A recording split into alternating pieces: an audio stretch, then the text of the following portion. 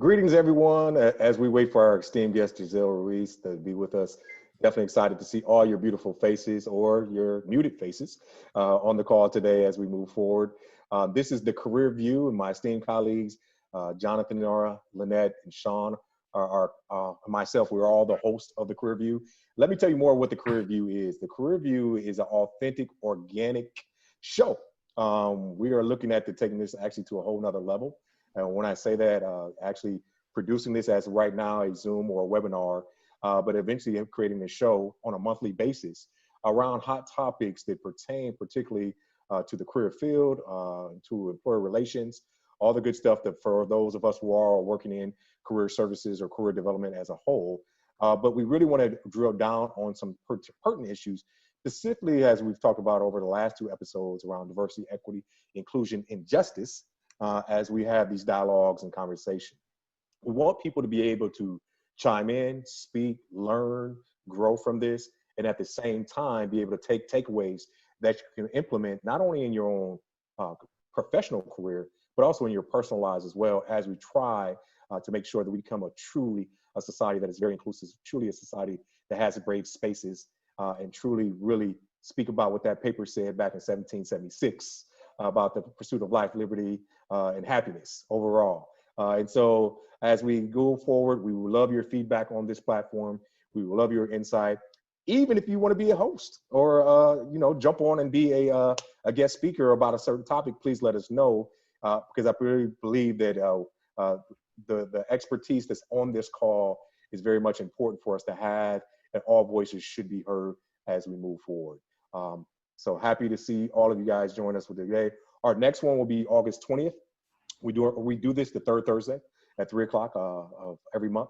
And so our next one is on August 20th. So hopefully you make sure that you sign up on the list that Jonathan has provided with you, for we can make sure that if you can't make it, maybe someone from your team, your office, or colleagues that you know can also be part of this as we grow it. Our last two calls had huge turnout.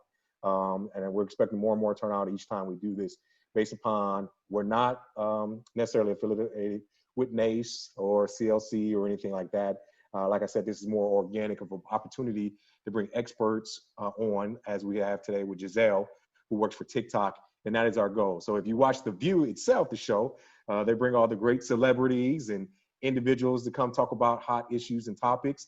Maybe we try to get Nick Cannon on here next. I'm joking, to have dialogue and conversation, but we do want to bring industry experts, industry folks with their corporate or in higher education on our call and on our show to make sure that we're speaking to your needs, speaking to what you want to learn. And again, it's important for us, for you to give us feedback as we move forward with this overall.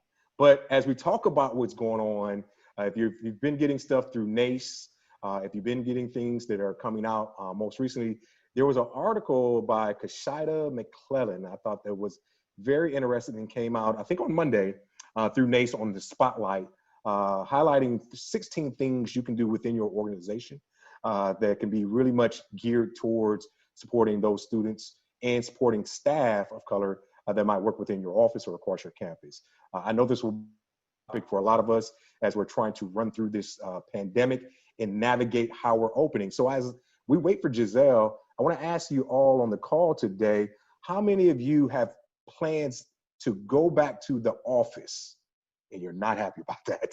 I say that because I just got on a call earlier today with a huge number of directors from career services in their campuses that are telling them they have to come back, they have to return.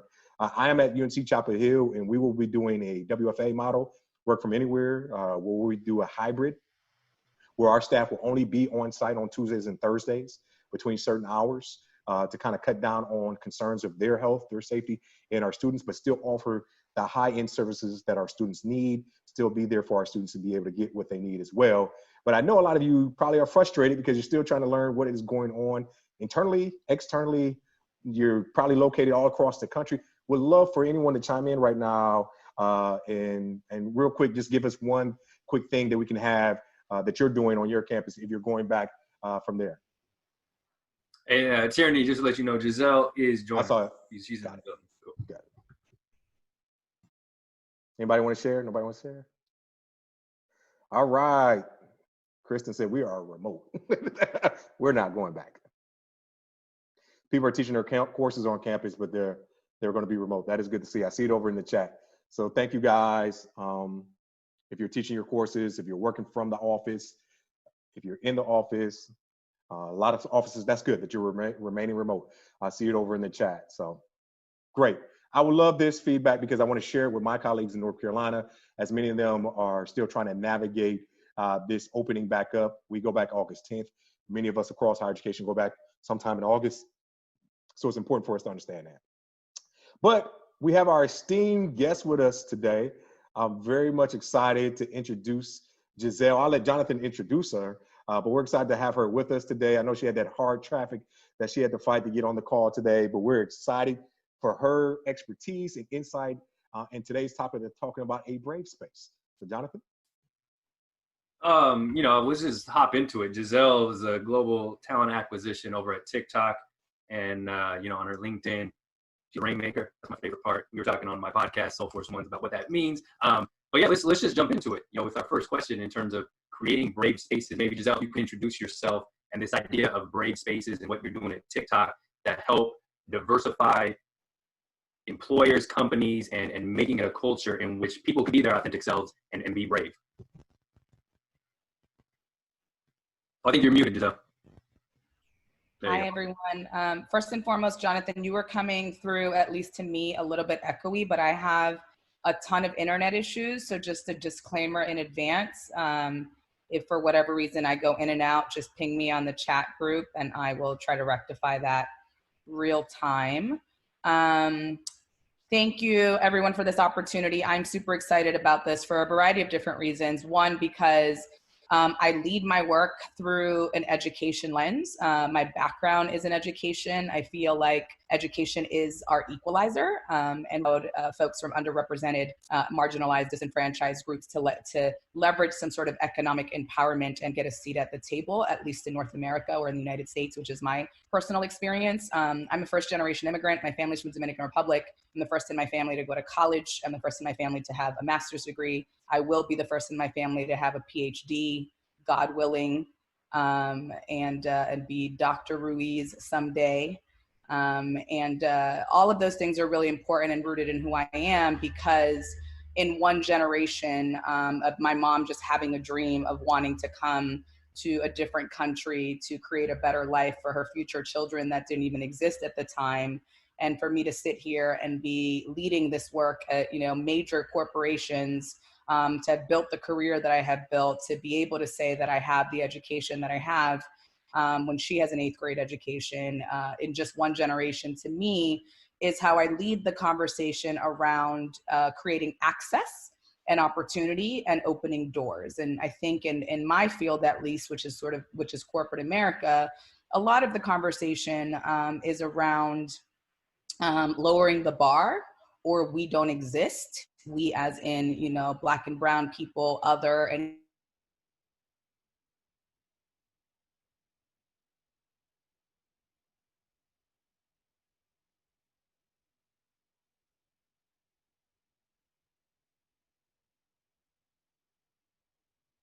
my personal and professional ministry. This isn't work for me. This is my life.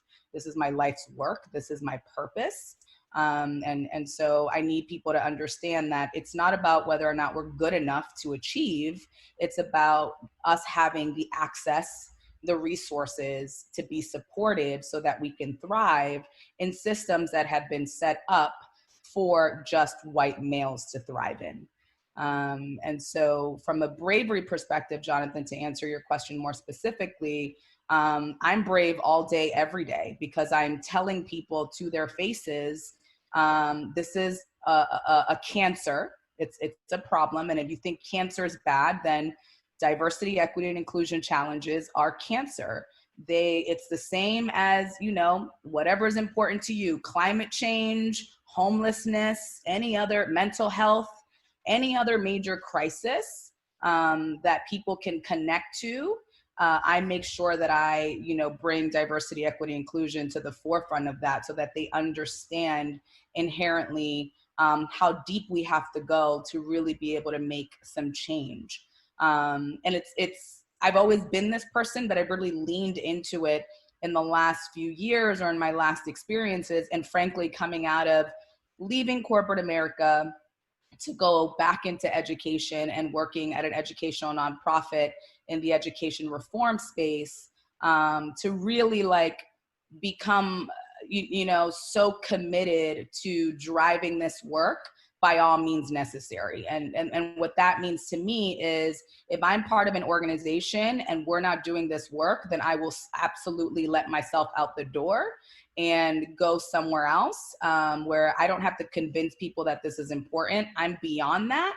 Now we're going to get to work. Now we're going to have the tough conversations. Now we're going to be uncomfortable. Now we're going to challenge each other and push each other to really think bigger and broader about how to make some changes. And change sometimes mean starting from scratch, not rebuilding, not course correcting, not some quick fixes here and there, but really understanding that like inherently, if every single piece of your system has some level of bias or oppression in it, then you have to be willing to do the really difficult work, which is to eradicate it and start from scratch. And the challenge with that is, how do you tell a college or university to do that, right? How do you tell a corporation to do that? How do you tell a hospital to do that? Because it's so forth and so on. We see what's going on. I kind of joke, and Jonathan, I don't know if we talked about this, but I kind of joke and say, by the time this is over, I'm going to be hungry and naked in a corner in my bedroom, because when you truly are about this work and you become woke, you realize look what's going on with Goya. I'm Latina. What am I going to do? You know what I mean? And there's so forth and so on. Every day there's a new brand, there's a new organization, because we are trying to pretend like this isn't inherently ingrained in every single aspect of this social experiment that we call the United States of America. So I'll stop there. I tend to go on tangents, so feel free to reel me in. But I'm really, really excited to be here. And I do want to caveat one thing, Dr. Bates, and I will call you Dr. Bates because you should be called Dr. Bates, my brother. It's an incredible accomplishment. Is I do not consider myself an expert. I call myself a practitioner, because I think expert is very loaded and it means I have it all figured out. And I absolutely don't. I work at this every single day. There are certain communities I know a lot about from personal experience and also professional experience as being a woman of color, as being Afro-Latina. My experiences are very connected to being Black and brown, but I'm learning daily about LGBTQIA+ and disability and veterans and Middle Eastern and Native American Indigenous and so forth, Middle Eastern and so forth and so on. I just started a group at my company, an affinity group that I'm hopefully becomes an employee resource group that's for first generation. If you are the first in your family to immigrate, or your parents were the first to immigrate, we're a global company. It doesn't have to be to the US. We've got people, that are from Colombia working in our Dublin offices, right? That's a community of people that have shared experiences that we should be able to include and create safe spaces for them to be represented in our organization. So every day is an evolution for me in this space. And I work really hard to sort of not lead with titles or not call myself a subject matter expert, because we all need to know that this is an evolving education. We are in the process as a country, as a world, and just having our eyes opened. And many of us are in different parts of the journey, right? Some of us are, again, we're hungry and naked because we can't shop anywhere. We can't eat anything. We're just my friends are oh, you want to go for coffee? I already researched it. It is Black owned. We're good, right?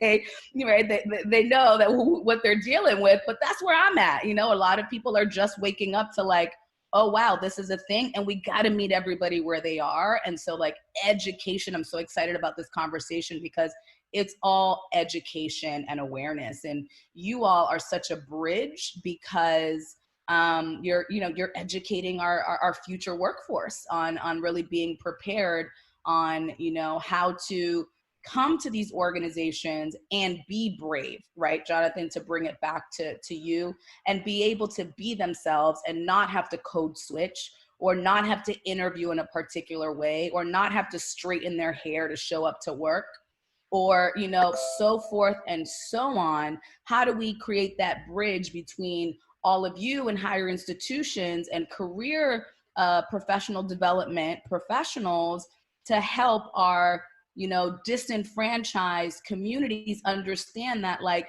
they're going to walk into spaces that are not for them, and they got to be prepared for that. And furthermore, not succumb to this ideology that they have to pretend to be anybody other than themselves. And that bravery is where we're at right now. That's the real challenge, the case study that we're working through. Can I just say kaboom? Child, you brought the fire and the fuego. Okay. I try. I'm just speaking from the dome and the heart, you know, like this is what I live all day, every day. And, you know, and I'll say one more thing, and I know there are follow-up questions. You know, I'm at TikTok currently, but TikTok is just a vessel for me, right? I said this in my conversation with Jonathan. TikTok just happens to be the space and place where I think I can contribute to the most in this arena. And the reason being is because it's a global phenomenon. It's the hottest thing since sliced bread right now. It's multi-generational as a platform. It's got diversity and inclusion embedded into it, right? So it's not about how you look or how many influencers you have or how many followers. So it's meant to be this platform where, like, you can just be yourself, right? And so that's the ethos of this product. It's also a non-American entity, which I love, right? It's allowing a different key player from another region of the world to play in the social media, internet technology, entertainment, and media space. And I think that's beautiful. But as you guys are seeing, a lot of people don't. And there's a lot of xenophobia. And you've got the Amazons and the Facebooks of the world being like, nah, not on our watch, because Jeff Bezos needs more money. Right. And so, you know, I came here because I feel like I believe in the product in terms of its mission, which is literally simple: inspire creativity and joy. And could we use anything more than that right now with everything going on in our world? The other piece of that is it's a baby company. It's a 2-year-old organization. And so there's so much opportunity to build this business in the right way. I've built an entire career where I've gone to places as like the Olivia Pope. Here I am to clean up your mess. You know, here I am to try to course correct you. Here I am to try to convince you that Black and brown people are good enough to work at your company and that we're not unicorns. And I'm not doing that no more. Other people can do that, and other people should be doing that. I'm not going to do that. I'm a builder. I'm a change agent. I'm a rainmaker, as Jonathan likes to point out. I'm about disruption. I'm about, like, are you ready? Because if you're ready, then we can do this.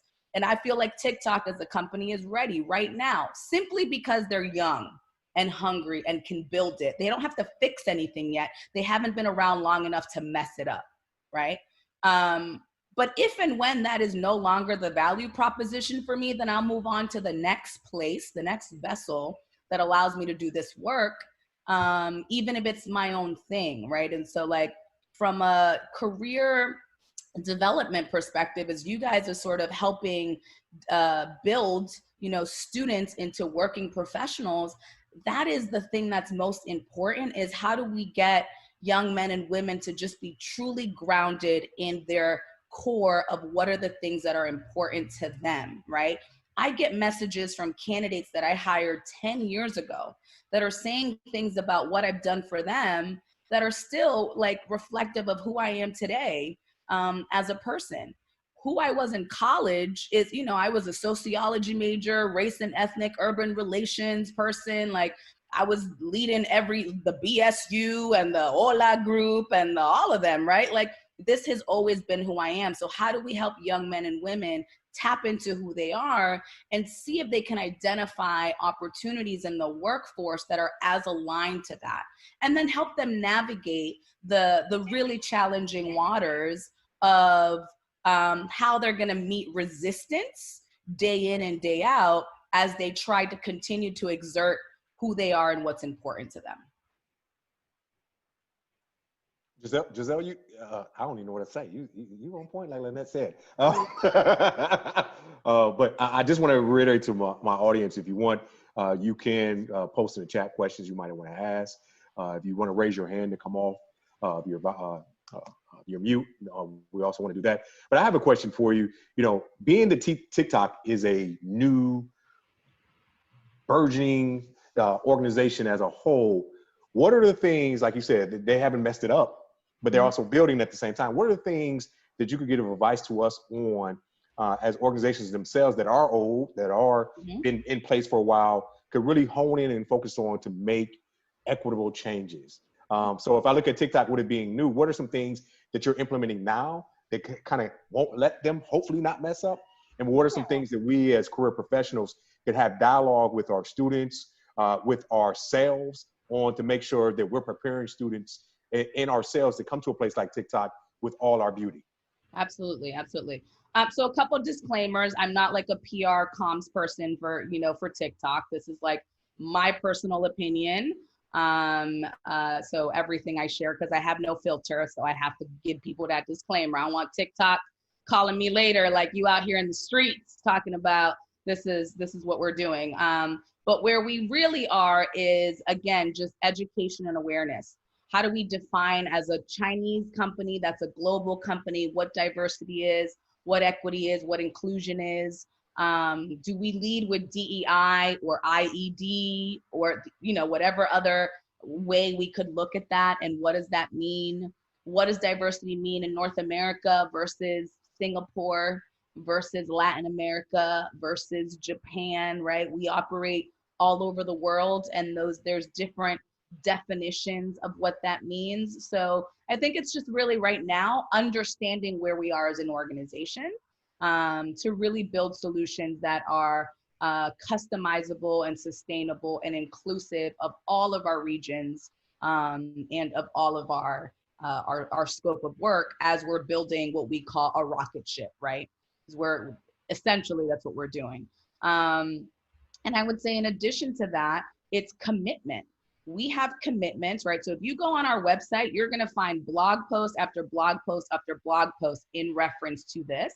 And if you are, if you're interested in learning more about like what we're doing or how we're addressing some of the challenges, we've already had a lot of challenges around BLM and other things, right? So there's a lot of information on our blog posts that really give our users, our creators, frankly, anybody who's interested in our community, more insight into how we think about diversity, equity, and inclusion when it comes to building our product, right? When it comes to addressing potential challenges, when it comes to building our workforce and our workplace, and sort of like our intentionality. And I love that we're in this space right now where we're being very clear about like, this is a priority for us, right? I'll give you guys an example. So I just came out of a meeting, which started with like, this will be quick, right? 15 minutes. And then it was an hour.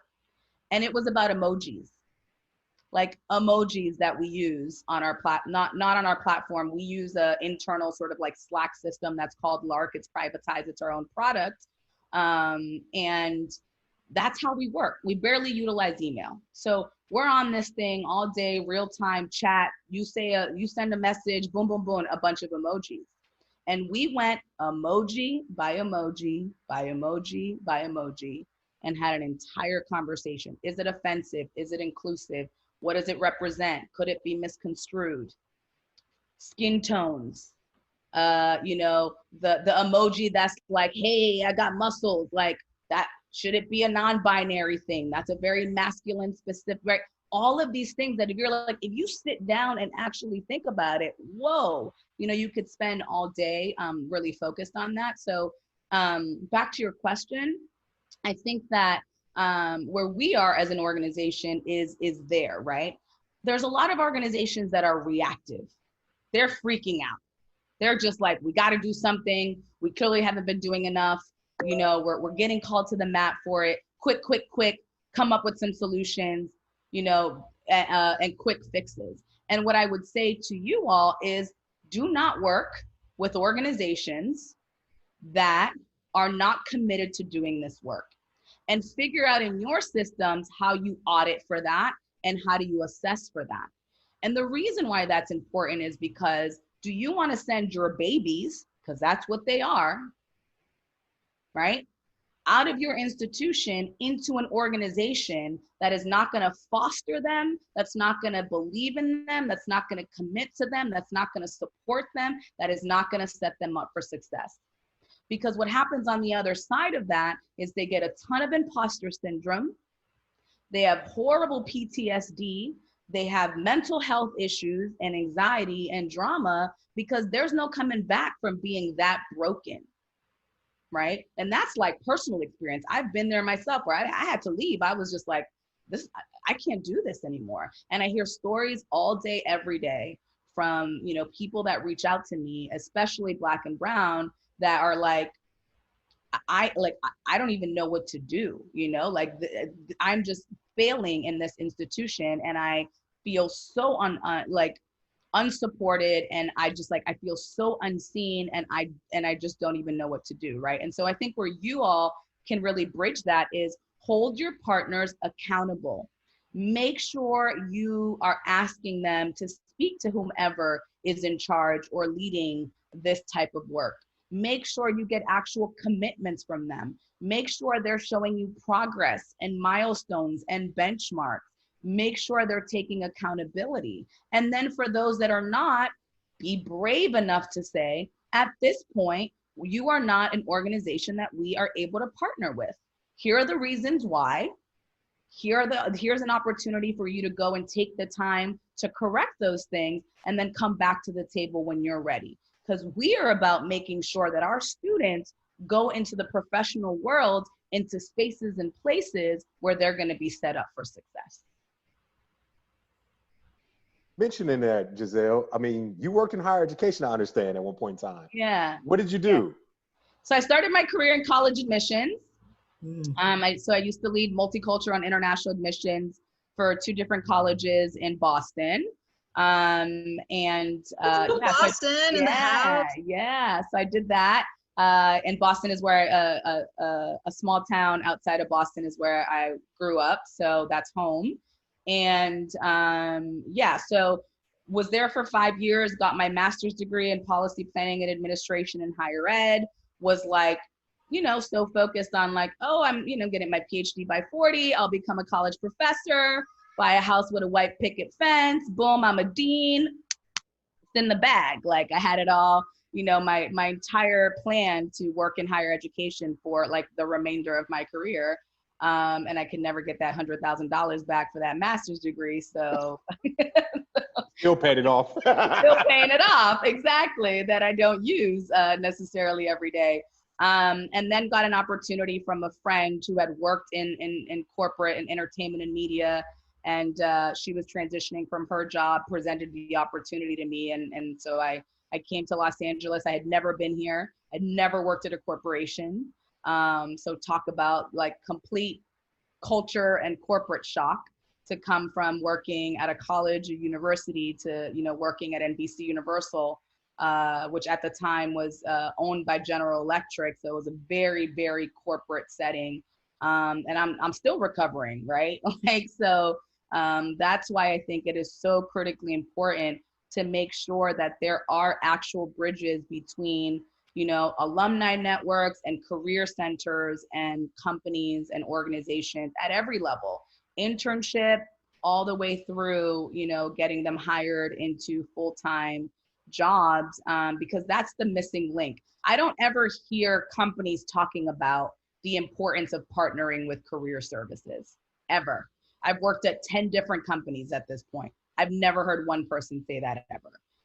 And that to me is a missed opportunity on both sides. So how are we going to get TikTok to partner with UNC Chapel Hill? We ready. That's a separate conversation. We ready. And I'm pretty sure. wait a minute. Let's do it. Yeah. Hold on. Giselle, everything you've said has been so key. And you just tapped into something about the relationship between employers and career centers, and what the Career View intends to do, and we've started to do, is disrupt some of the conversation that has been had about what it is to be a professional, what that looks like, and so that our students don't go into those traumatic situations, like you said. One of my concerns is, how do we, or where do we find the best type of training models or resources to make sure that staff, specifically in career education centers, know how to move forward in a DI lens, because it's not something that we always talked about. That's a great question. I would venture to say that it probably doesn't exist, right? In some like neat toolkit, like here's a training, boom, plug it in. I definitely would encourage all of you to go down the path of like building something that works for yourself and taking some time to do an internal audit within your own career services of what inherent biases do we have? What are challenges that we have in our own system and processes, or how we are, preparing our students that we might want to challenge or reconsider in ourselves? I would bring to that table your own lived experiences, right? What are some of the things you've had to do when you were a student and as you were entering the workforce, or as you've been navigating and building your career, right? Because I think sometimes we take ourselves outside of our jobs, right? Like, when I'm like working in the space of hiring people for this company, I don't talk to them as a recruiter. I talk to them as an employee, right? I'm an employee of this institution, organization, whatever it might be in the moment. And I'm going to lead this conversation based on my experience, right? And so I think you all can do the same, right? Let me put myself back in the shoes of like what I was advised when I was a student and coming up in the game. And what are some of those norms or, unconscious biases that exist that I don't even realize I'm now perpetuating to others as they move forward, right? Because we all have our white voices when we get on the phone. That needs to stop. Switch, right? Yeah, exactly.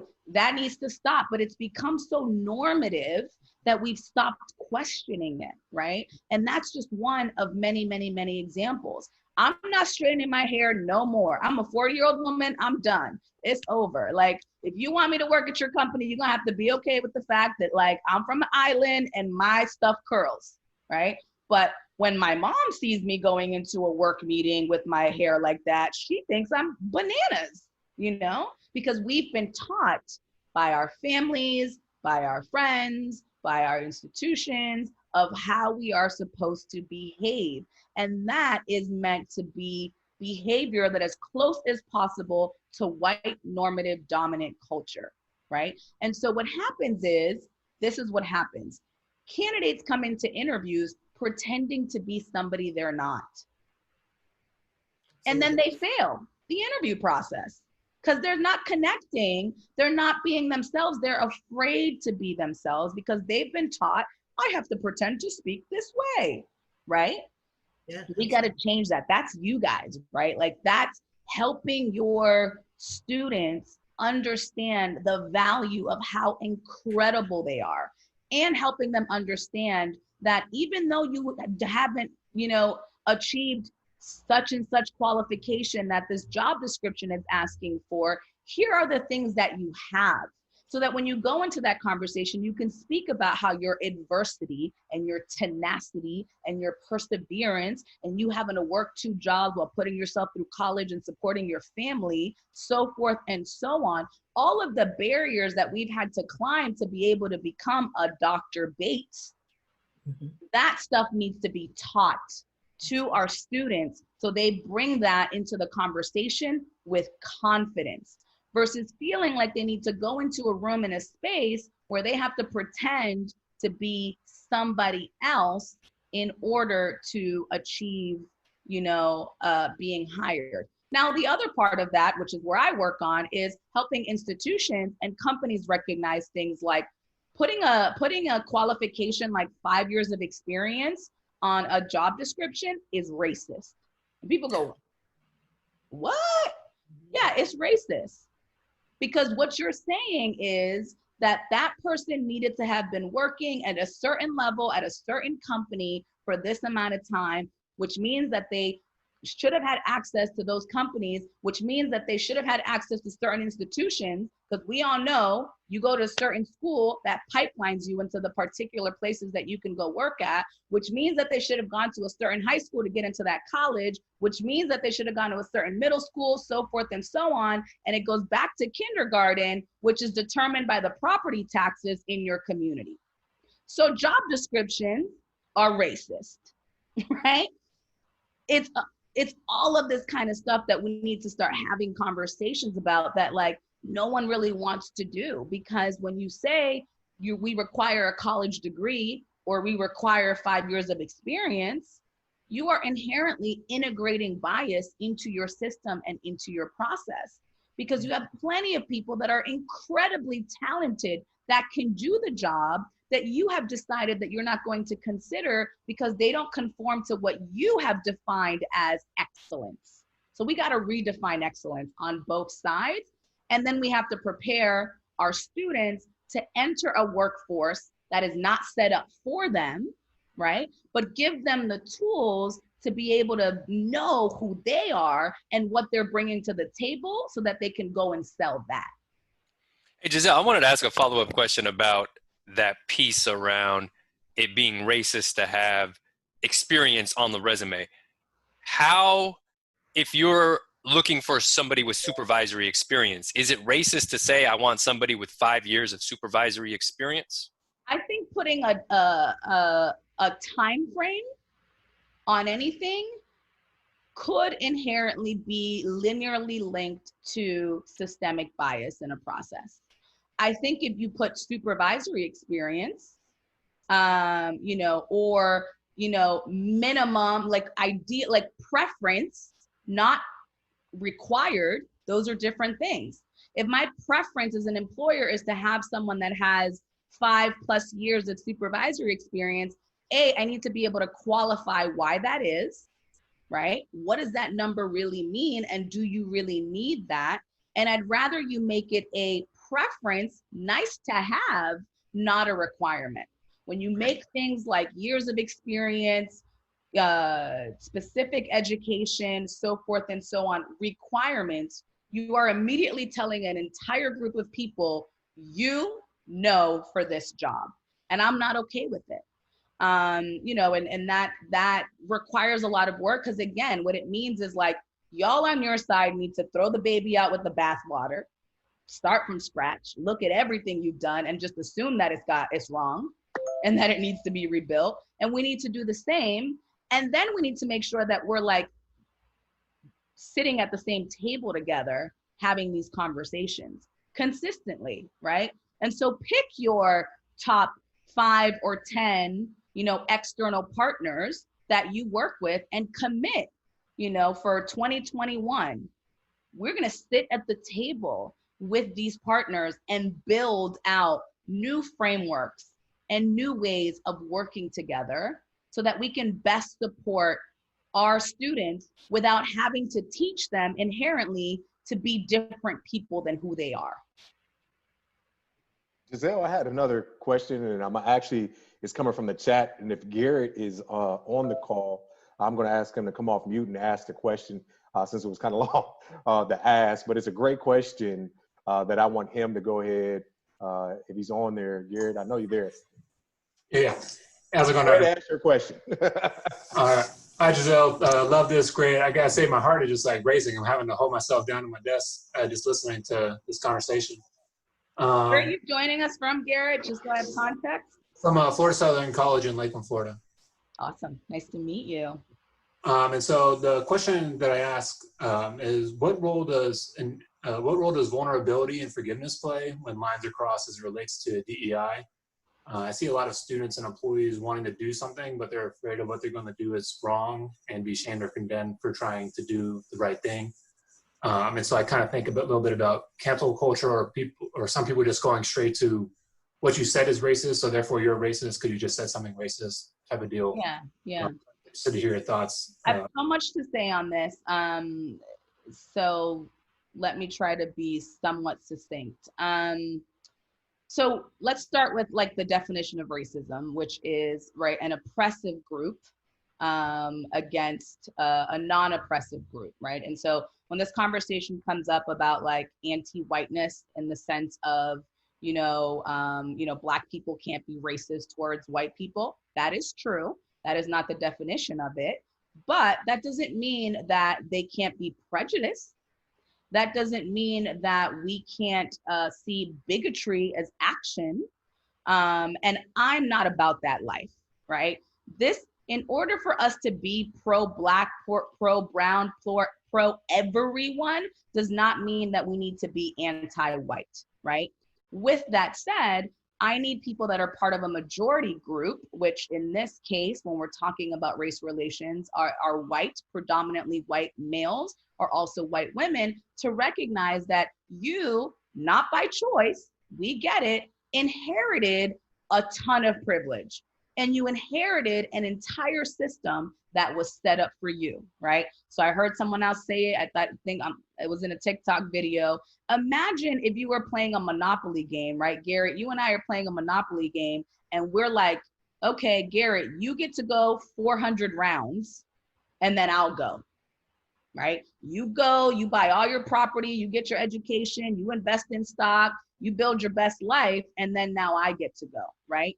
And so we have to understand that, like, anti-white is not how we should be leading these conversations, but we do need white people to acknowledge and accept, okay, I have something that you don't have. And I really struggle when I talk to white people that say, I've worked really hard to get everything I have, right? I've never been given any advantages, and to me, that is mind-blowing, because literally we live in a society where everything is set up for white people to thrive. And when you're ready to have that conversation, it gets messy and it gets sticky. And so to your question, the only way we can have those conversations is with both sides being vulnerable, right? You might say, man, you know what, Giselle? I've never thought about it that way. I've never seen it that way. I've never thought about the fact that as a white person, I do have privilege. I'll give you another example, Jonathan, I'm going to talk about the passport.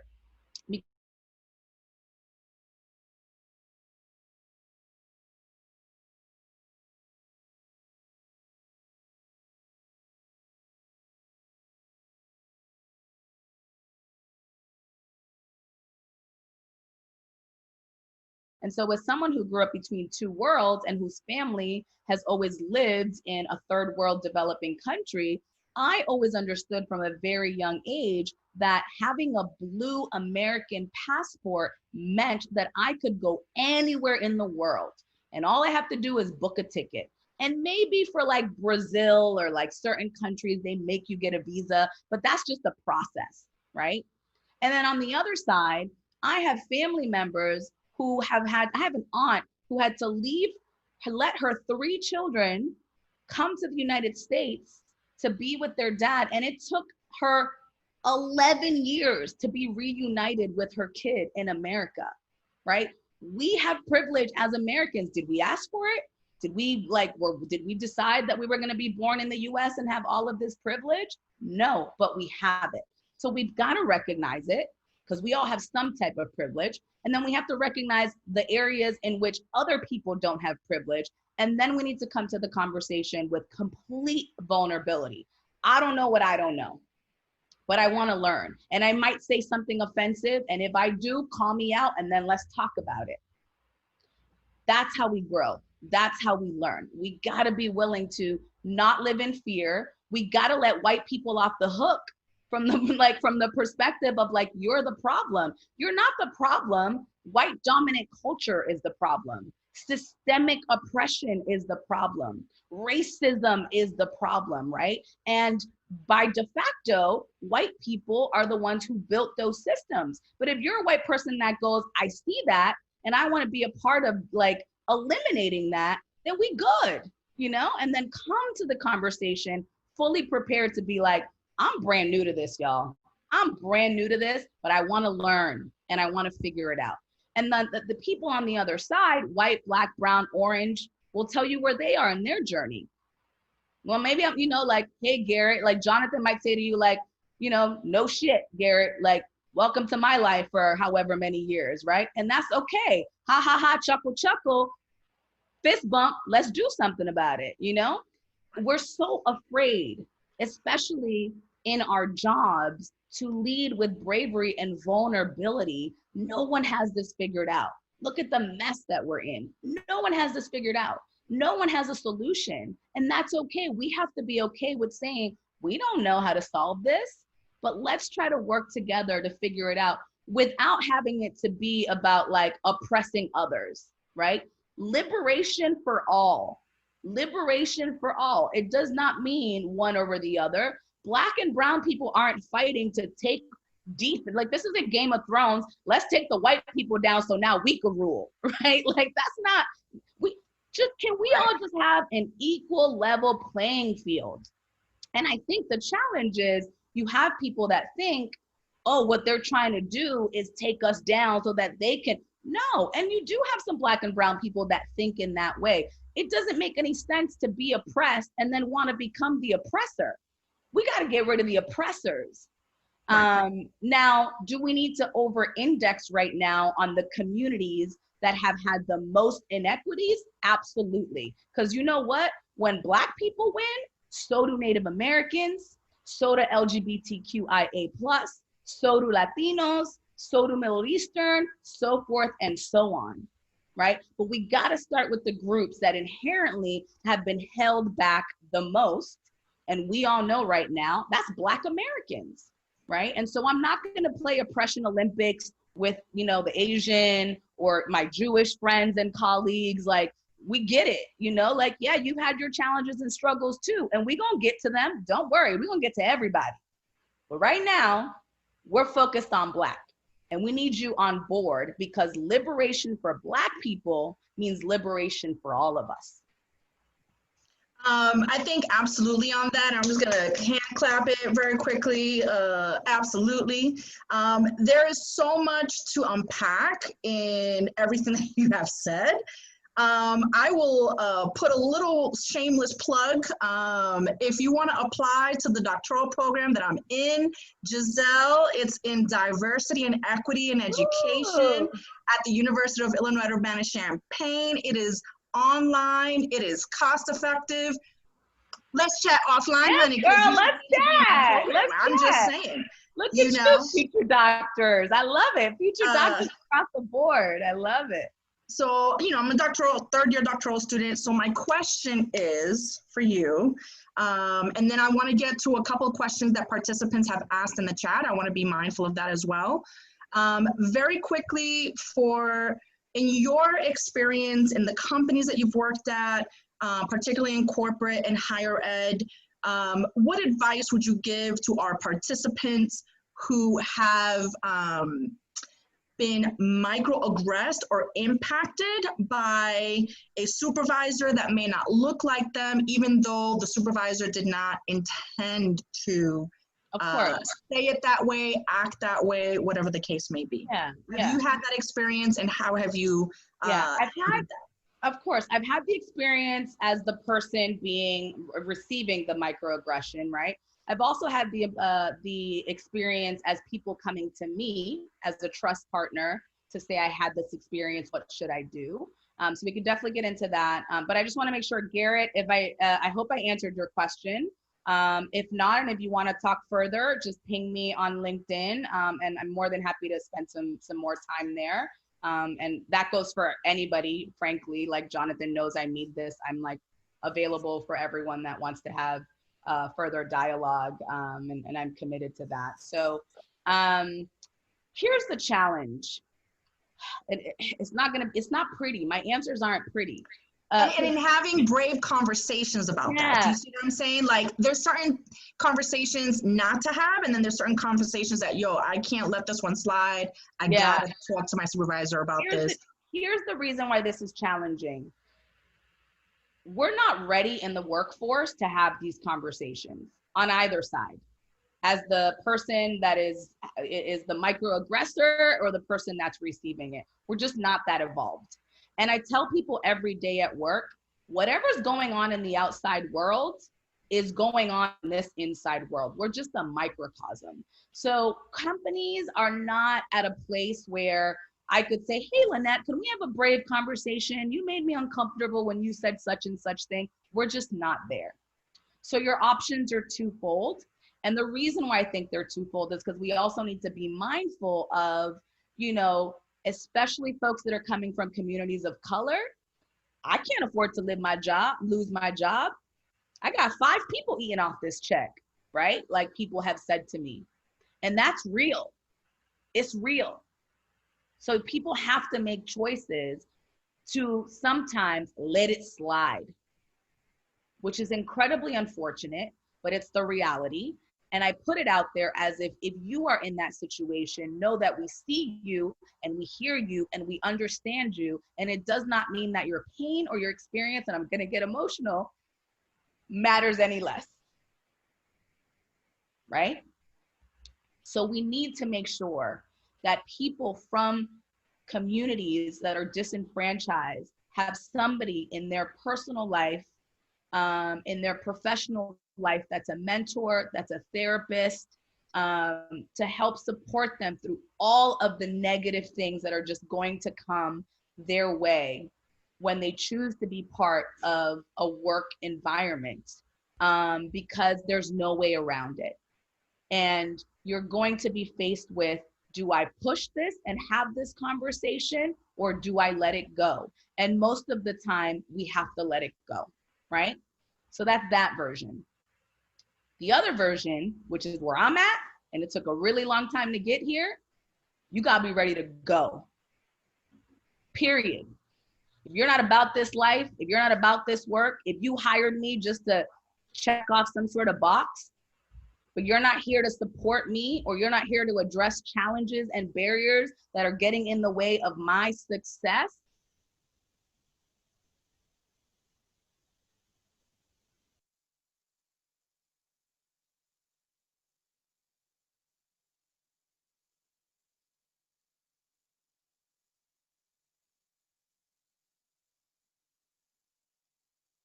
first and foremost with that person, to Garrett's point, with giving them the benefit of the doubt, complete vulnerability, assuming good intent, assuming that they have no idea what they just did to you and that it was totally unconscious, and say, hey, listen, this was our interaction. This is how I felt, because I always say feelings, there's no wrong and right in feelings. This is how I felt. This is how I perceived this. This is how I interpreted this, right? And then based on that person's reaction, you will see whether or not it's worth having a conversation. And what I'm hoping is that person on the other side goes, oh my God, that was not my intention.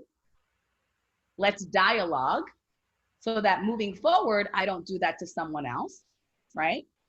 Or that when that happens to you, people call me to the table all the time. One of my coworkers the other day, I was like, listen, you know, we're hiring too many white people on this team. Next hire has to be someone diverse. And he called me out separately and said, you know what? I wanted to talk to you. You're making a lot of assumptions that because people are white passing, they are just white heterosexual males. And I was like, kudos, brother. Thank you. Right? So that's the goal. The goal is that you can go and be vulnerable and you can go and be honest, but you have to lead with that level of intentionality. And you have to be prepared for the person on the other side of that not to be ready to have that conversation. And if they're not, you got to be like, okay, cool, and keep it pushing. If it's someone in a leadership position, you need to escalate that. You should give them the opportunity to address it first. I don't care what level they are, human to human. I'm bringing this to you first. If it's not addressed, especially if it's someone that's a leader, it needs to be escalated and it needs to be addressed. And you have to also make sure that the person that it's being escalated to or who's addressing it understands, if this is happening to me, know that it's probably happening to other people. So let's make sure that we're addressing it holistically, not case by case, so that we can address the bigger issue here. And if you are part of an organization that is not willing to do that, and you have the ability to literally be like, well, I'm not going to be a part of this, then you should. But I recognize that so many of us are just not there yet. And so the rest of us need to be doing the work to create workspaces and colleges and all kinds of systems that allow people to not have to make a choice to put up with being offended or being disrespected in any way, shape, or form. I've worked in places where, I'm a human resources professional. I've worked in places where I've been told a variety of things. I had to tell a Black girl that her weave was too blonde and it didn't look natural. She couldn't come to work like that. And I should be the person to deliver that message because, I'm Black, so, she'll understand, if it comes from you. And I did it. I had to pay my bills. And so forth and so on. And we all have those experiences. I won't do it ever again.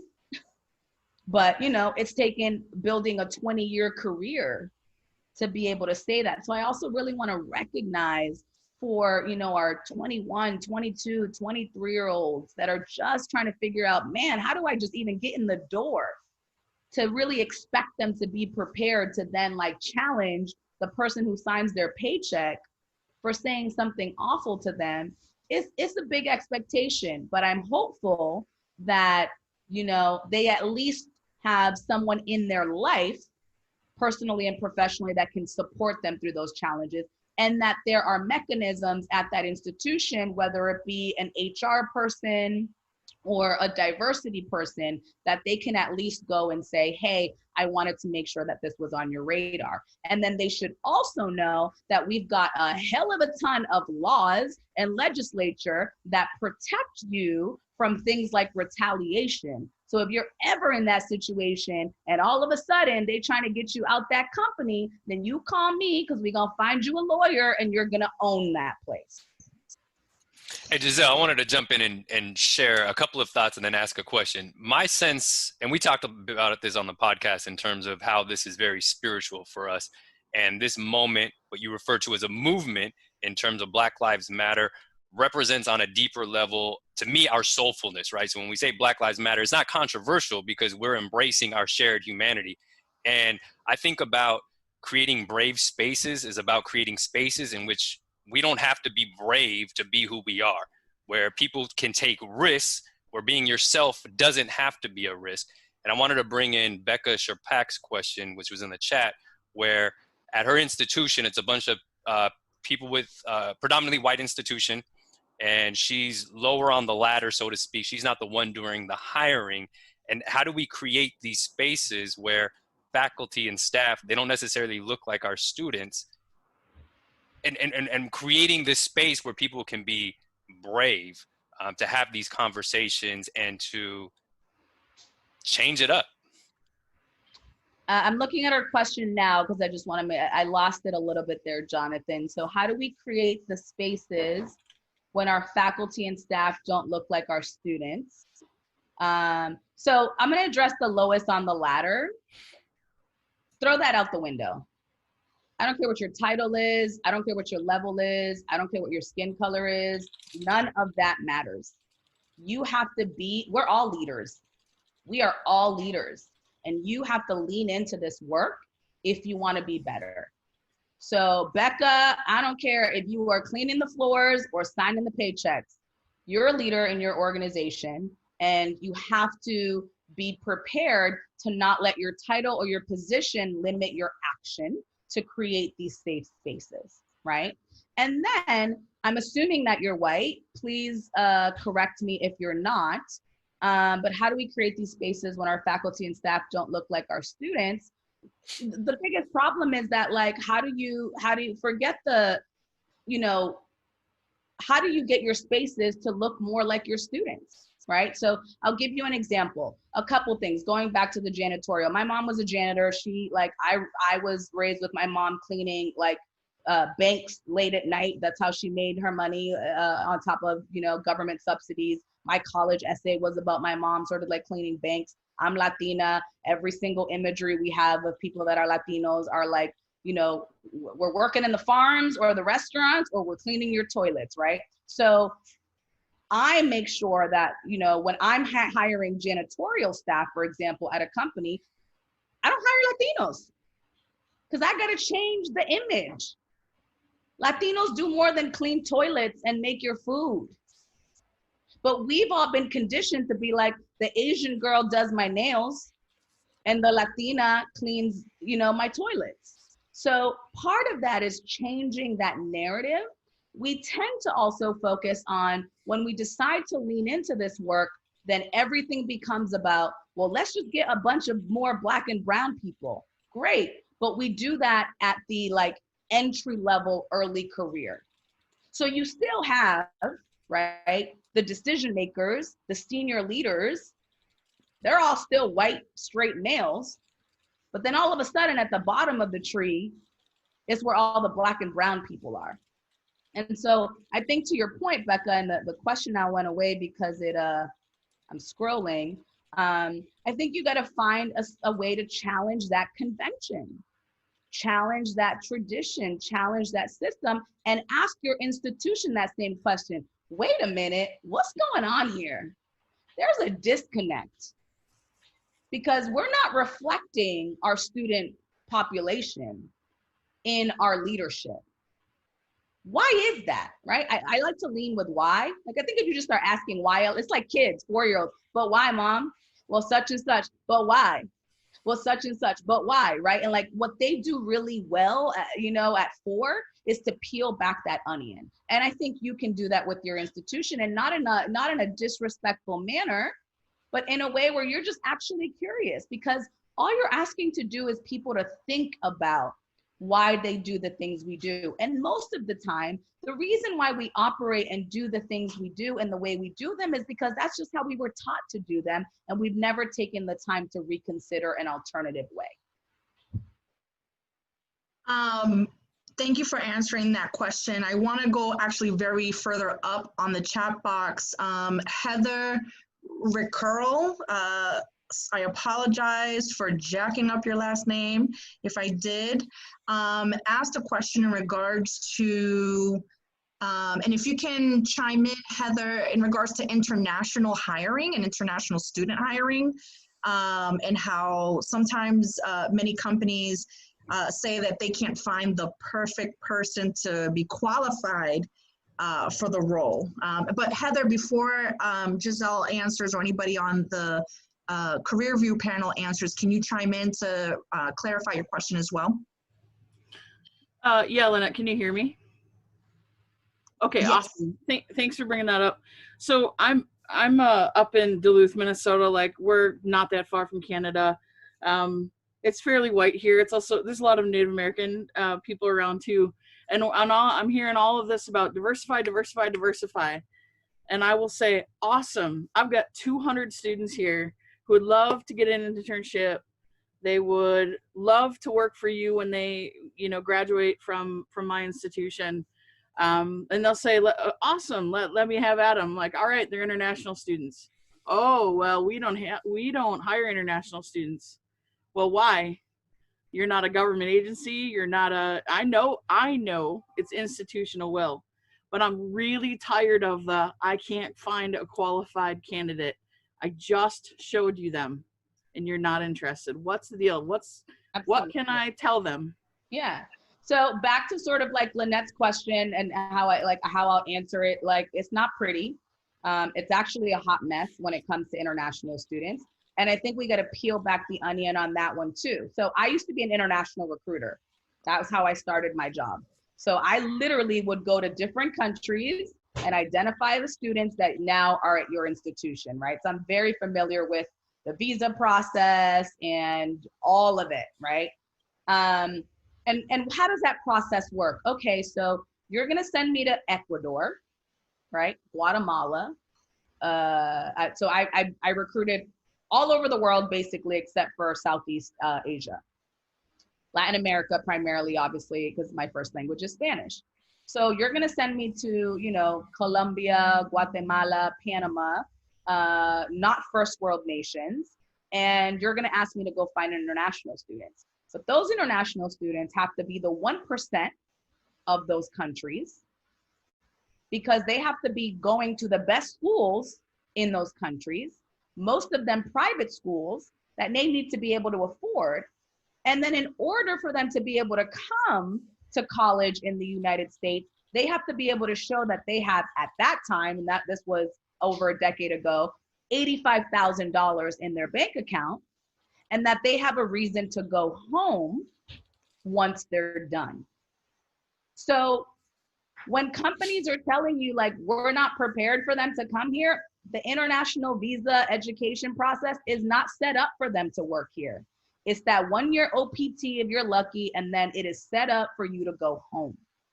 So it's a bigger issue, Heather, than like your institution or corporations. It's how we have set up our international student process.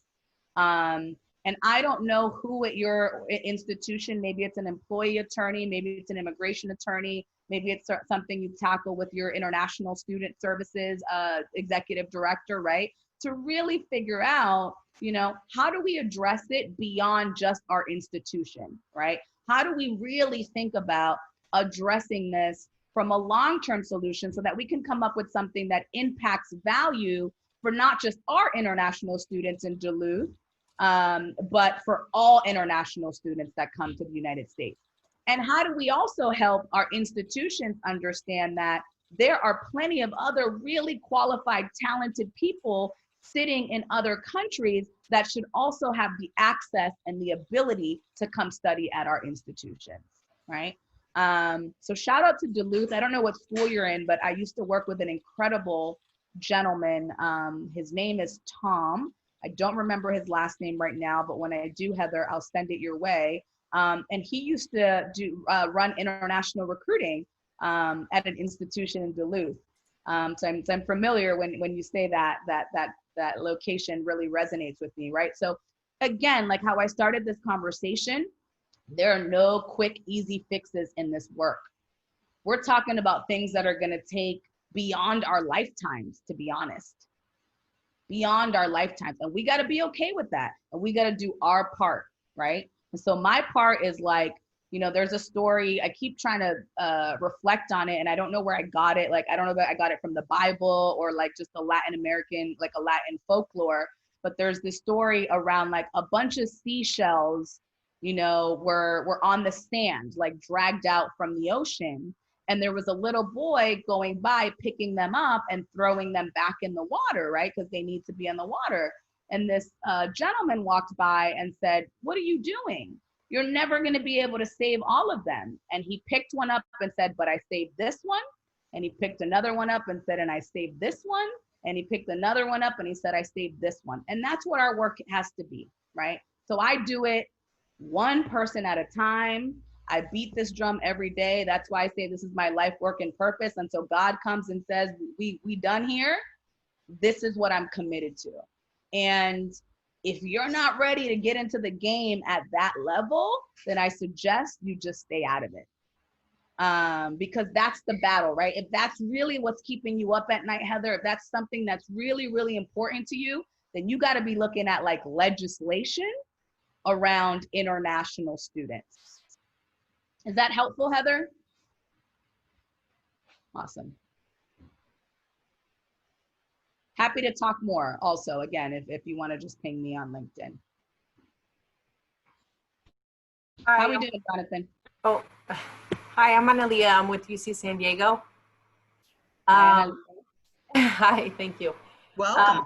I'm really enjoying the talk, but how do you stay motivated? Because, you know, that totally resonated with me, you know, doing it one at a time, but it can be like really tiring sometimes. It's depleting. Yeah. It's depleting. It's exhausting. It's, you know, this is God's work. That's what I say. You're literally, you're carrying a boulder up a mountain every single day. And the minute you think you make a little bit of progress, then someone pushes you down. You know, so for me, what I do, because I'm like 12, 14 hours a day, 6 days a week on this. And then all of my personal conversations are this, right? So there's no turning it off for me. And so I do need to have moments of just like resetting and recharging for myself. And I think everybody should do that. And no matter what your line of work is, right? Like ground yourself every single day in something that recharges and resets you. For me, that's my spirituality, right? So I wake up every morning, I pray, I read my scriptures, I listen to my gospel music, I meditate, right? I call my mama, you know, who is amazing. And then I start my day. And then I go, like literally, sometimes I don't drink water, go to the bathroom, eat meals. Like it's not healthy and I don't recommend it in that way. I definitely need to find better ways to take care of myself and bring wellness into this. But I'm a warrior, right? So like every single conversation I have back to back, day in and day out, especially right now, Analia, because this is such a special moment in our world. With everything going on in 2020, this is the space, the universe, God, whatever you believe in, is asking us to transform, to think differently, to do differently, to be different, to challenge all of our norms about how we go to school and how we learn and how we go to work.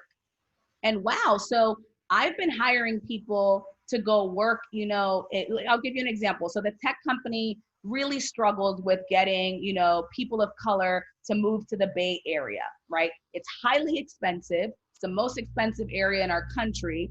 It's also not a community that is very receptive to Black and brown people, right? And now you're hearing companies like Google and Facebook being like, you don't have to come back to work ever. So I can live in North Carolina, or I can live in Tahiti, or I could live down the street from my parents. I live across the world from my family, and I have for the last 15 years. You're telling me I can now, for me to be able to work at a tech company, I no longer have to give that up. I can go work, like live down the street from my family. For me to go to Harvard, I no longer have to move to Boston. By the way, they shouldn't be charging that much money, but that's a different conversation, right? So we are in a space right now where we're so focused on like, this is terrible, we can't wait to get out of this. No, this is like transformation. Take this opportunity to figure out how to like readjust and reset and relook at every single aspect of your life. And if you don't have a daily practice that resets you, re-energizes your mindset, your mind, body, and soul, then figure out what that is for you. Is it a bike ride for an hour a day? Is it a walk in nature? Is it listening to certain sounds or music? Is it Zoom calls? I last night, you know, I ran out the door at 8 o'clock at night to see 2 of my girlfriends and just had pizza and wine, you know, for a couple of hours, which it's hard for me to do that, but I did it. And then whoop, here I come today. I'm like, let's go, you know? So just figure out what that is for you.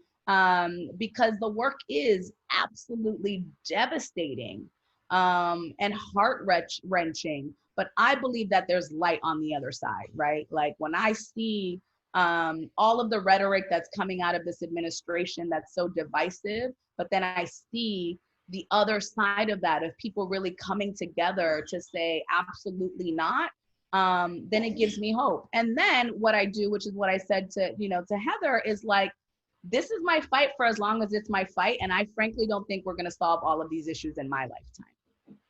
But I'm going to do my part and as much as I can, one person at a time. Thank you so much. I really appreciate all your words of advice. It's very inspiring. Thank you. Yeah.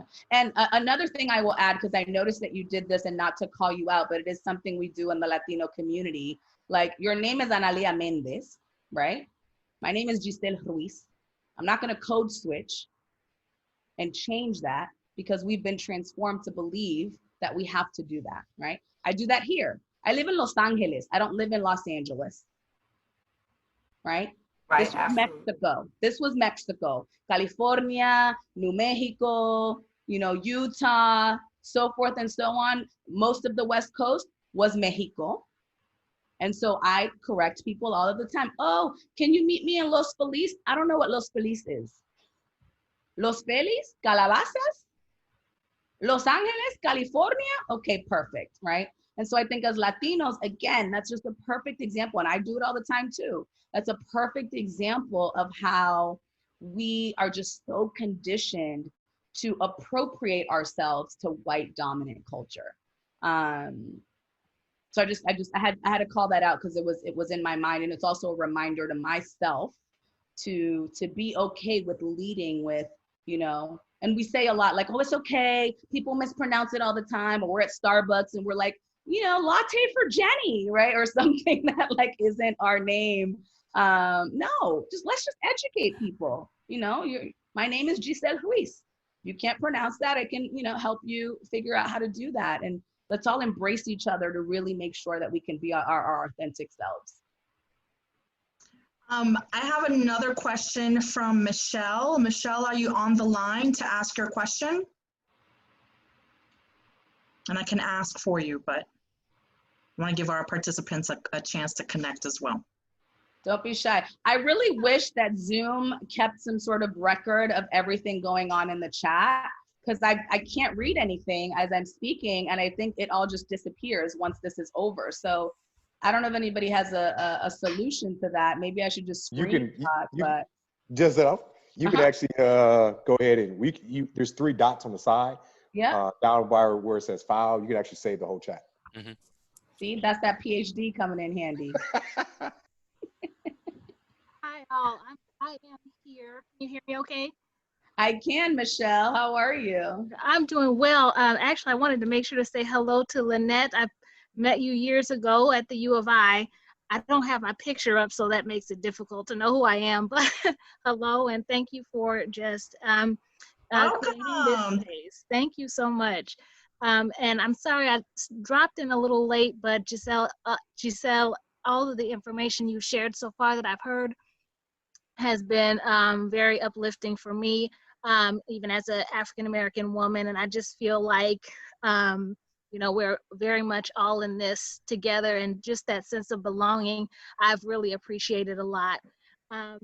My question really was, because I am interested in diversity, equity, and inclusion work.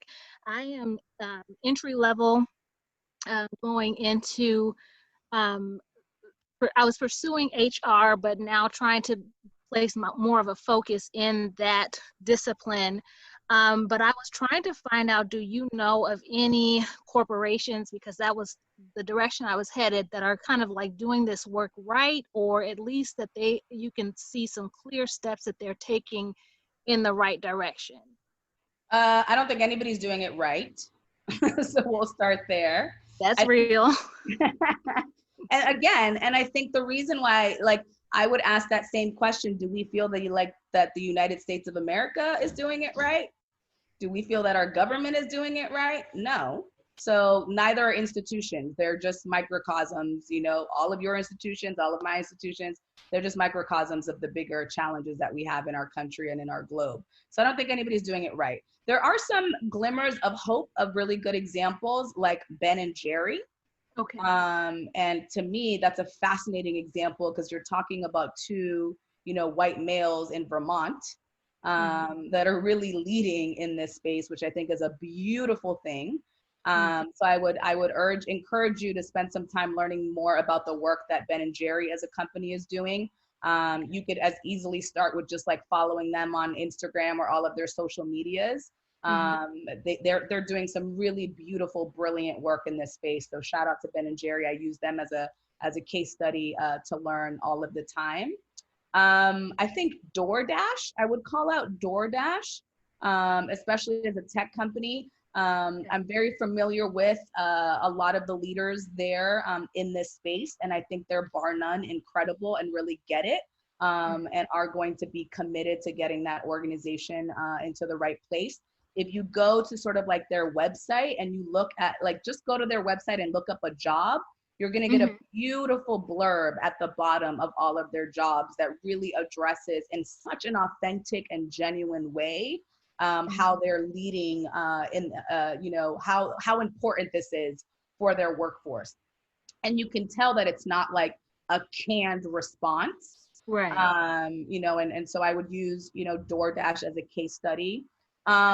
McDonald's, for all the bad things that it's done for us, you know, has also created the most economic empowerment for people of color.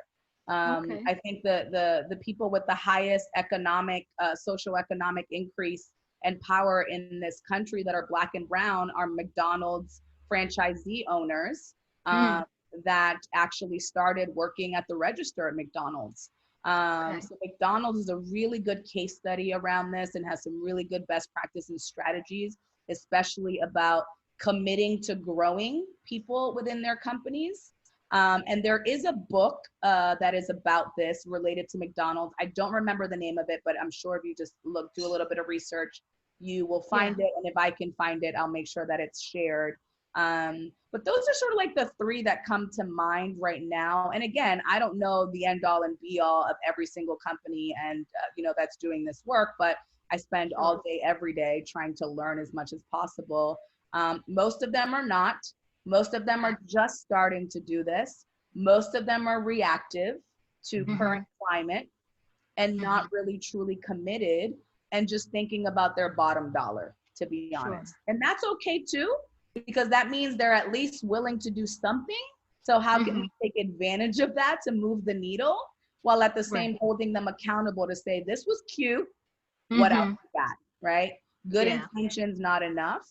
But I think between those three, you will find some good nuggets and some gems. The other thing I will say, because I heard you say that you're interested in sort of getting into this space, I urge everyone to just realize that, like, you don't have to be in a diversity, equity, and inclusion role to do diversity, equity, and inclusion work.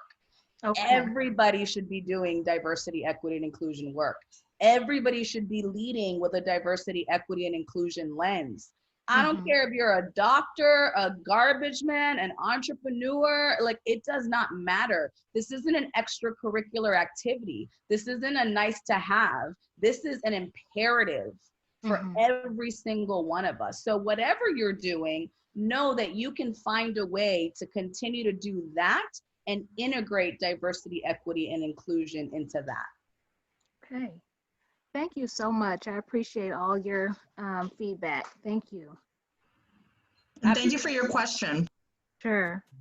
Just before we get ready to end, I just want to say thank you so much, Giselle, for sharing with us. But I want to go back real quick to when you were sharing with us how to center yourself and how to deal with the exhaustion that comes from doing this work, because it's real, it's traumatic, and I appreciate you for addressing that. And then also real quick, how would you deal with a situation where you were you were the token in the organization, and how would you navigate through that? I mean, I'm still the token, right? We're all the tokens, you know. I'm just not gonna be the token that you hired me to be. I'm gonna get in the door, and then I'm gonna like use my tokenism to make some actual action. So my thing is like, okay, cool, get the job. Know that you're getting the job because you're a token. And then get in there and make some actual disruptive, transformative change, right? Because again, I think I saw this GIF or meme or something on Instagram. It was actually beautiful. And what it did, it like transposed, like, let's dream of a world where, you know, we take out all of the male leaders out of the picture, right? And then they'd show you a picture of like Congress in session, and it would be like everybody, right? And then they would take out all the men, and it would be like 4 women. And it had like 5, if I find it, I'll send it out as well. It had like 5 or 6 different scenarios of that. And it was so real because we're visual people, right? And it's like, that's the reality. We are the tokens. We are still the tokens until we have the economic empowerment in this country to run our own everything. And I mean everything. I use Nike as an example. At some point, they are going to send me a cease and desist because I talk about them all of the time, right? And these are the things that I say. 1, you have made all of your money out of communities of color. Kids have been shot and killed for years in urban communities over some Jordans. Okay? You do not employ enough people of color, even though you take all of our money. You sit in Portland, Oregon, where there isn't a high concentration of people of color.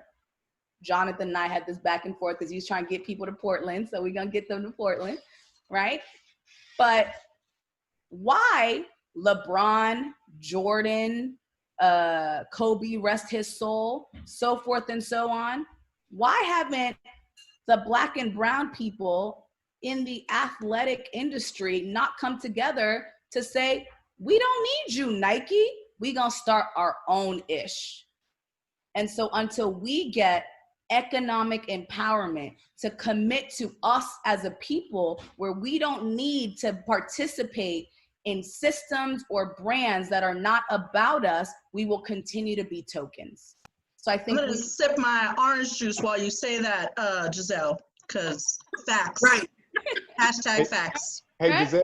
Giselle, I want to point out something. Have you seen the Netflix documentary on Stephon Marbury yet? Not yet, no. He talks about how everybody should remember And One. Remember when he had the Starberry shoe? Yep. $15 because he said he grew up and he wanted to make sure that it was affordable.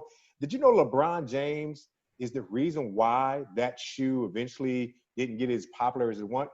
Because LeBron pretty much said, I'll never wear a $15 shoe. But LeBron James grew up the same way Stephon Marbury is. So when you make that comment about athletic wear, it would make more sense that you own, which Starberry did, Stephon owned the shoe, the rights, the whole nine, to make it affordable for every kid could wear them. And he actually wore them in games, and the shoe was no better than a pair of Jordans. Absolutely. So here's the problem with being woke. Thank you, because now I'm not a LeBron fan. So here's another person that I got to take off my list. Unfortunately, here we go. He's done so much good, though. We don't have time for that conversation. We don't have time for that. Yeah, okay, we'll talk about that. But he was only 18. He was only 18 years old. He was 18, but hi, Lynette. Hey, before you get started on another tangent, right? I have to talk about, I am involved in the same work. Lynette, you've known me for a long time. I'm still with Inroads. And Giselle, we've known each other since we were pre-20-year-olds. And I want to talk about this work and how it relates to integrity. Integrity comes from the word integer, which is a whole number. And when I tell you that Miss Giselle Ruiz has been the same individual that she's presenting herself to be right now in this moment, I'm telling you the God's honest truth. And that is the type of character and strength and integrity and fearlessness that it takes to go into this work. And I didn't have a question because I feel like you're preaching to the choir. And we are bookends on opposite coasts. You sitting on the West Coast, I'm right here in Boston. But the impeccable presentation that you've given us today and the unapologetic integrity that you display since teenagerhood till now. I won't tell everybody how old we are, but I already did, Jamal. I already did. Okay. So I wanted to make sure I highlight that is a very important part of the work that Giselle is highlighting with her talk today. Thank you so much, Lynette and Giselle, and everybody else for putting this on. I appreciate you. Yeah, Jamal and I have known each other since college. We went to different colleges, but we're part of the same social circle, and similar to me, same to you, right? And I think a lot of us really start in this space from personal experiences and then, deviate or sell our souls to corporate America. So hats off to those of you that stay in the education world, in the nonprofit sector. We need all of us to be everywhere, but no more important than the spaces in which you lead. So fight on, keep pushing, and just stay the course. Absolutely stay the course. I will look further into LeBron. Jamal, I hear you. He was 18. He was ill-advised. We're gonna figure out how to get him back on track and get us his own Nike, because I think if anybody's gonna do it, it's him, and we can rally around that. I personally don't wear Nike. I'd love to wear something that is owned by us. I don't know what happened to FUBU. Maybe we could figure out how to get them back in the mix too. They sold. You know what? You need a cop a pair of those Soul Force ones, Giselle. Oh my gosh. Let's do it. A little plug for the podcast is dropping tomorrow. And Giselle's going to be on the second episode, so check it out next Friday. As we get ready to go ahead and close this out, Jonathan, go ahead, drop that again real quick for us, Soul Force Ones. Soul Force Ones. It's a whole layered metaphor. So if you want to know more, check it out. Listen to me and Giselle rap next Friday. But the conversation tomorrow is with Darius Northern. He's the CEO and founder of People of Color Clothing. And we talk about Yeezy and Gap. And we're coming at it from a very revolutionary, fresh angle. So everything you heard Giselle say, she gets into it. So hopefully you enjoyed this. And then check us out next month, third Thursday on the Career View. Definitely. Giselle, I'm gonna let you give us a couple words of encouragement, your highlights to take away, all that other good stuff. But I don't want you to hate LeBron James, because I want you to understand, I agree with him. He was 18, and all he said is, I'll never wear those shoes. Because you think about it in our culture, specifically Black culture, since we've never had much, getting a pair of $200 Nikes meant something, right? And so in that idea, I think at 18, that's what he was saying. But he didn't realize, and he probably realized it now, had he went and signed with his own company, did his own Farm Marbury, I'd be wearing a pair of LeBron James. I don't wear tennis shoes, so it's not a big a deal for me. But again, just give you context. Go ahead. Correct. And then we have, grown ass Black men, Black and brown men and women of color that, can't buy houses, but they got 500 Jordans. So it's bigger. It's just so much bigger and broader. So you guys should definitely have a further conversation on that. It sounds like Jonathan's already ahead of the game. But Jamal is like a basketball and sneakerhead. So don't worry, he's going to give me all the education I need so I can decide on how I feel about LeBron. Because to Lynette's point, he's also done a lot of great things.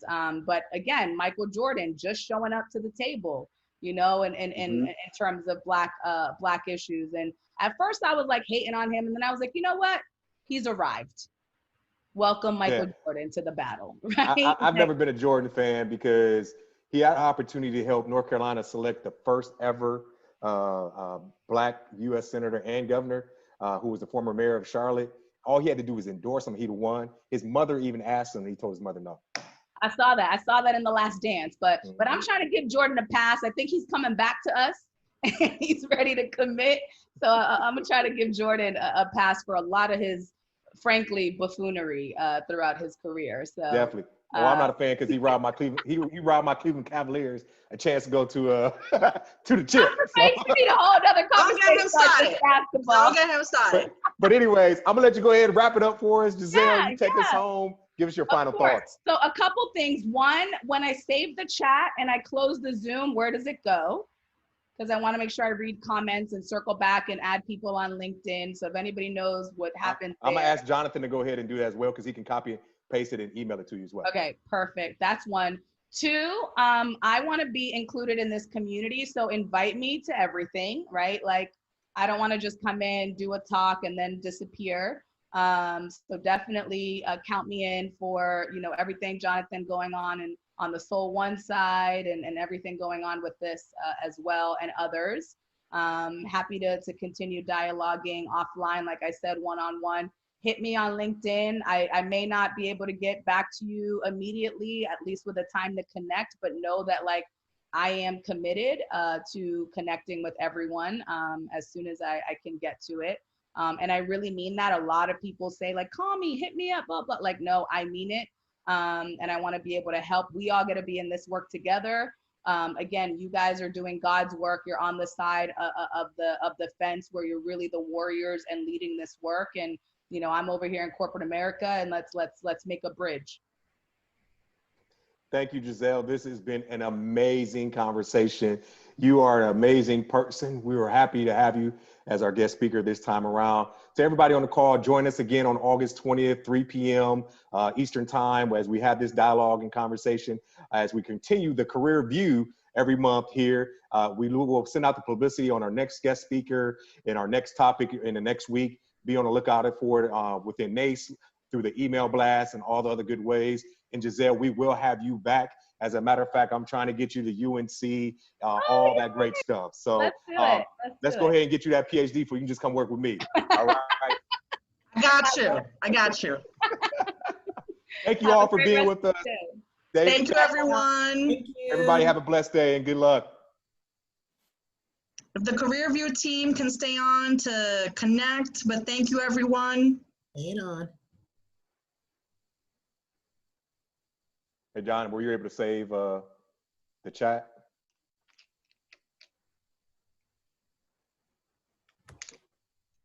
I was muted. Yeah, I got it saved here, and I'll email it to her just in case she has any trouble getting it on her own. Yeah. And stop the recording too. Charles Oh, yeah. and Carol, and Carol trying to get us some. She's trying to get that. They trying to get down. Charles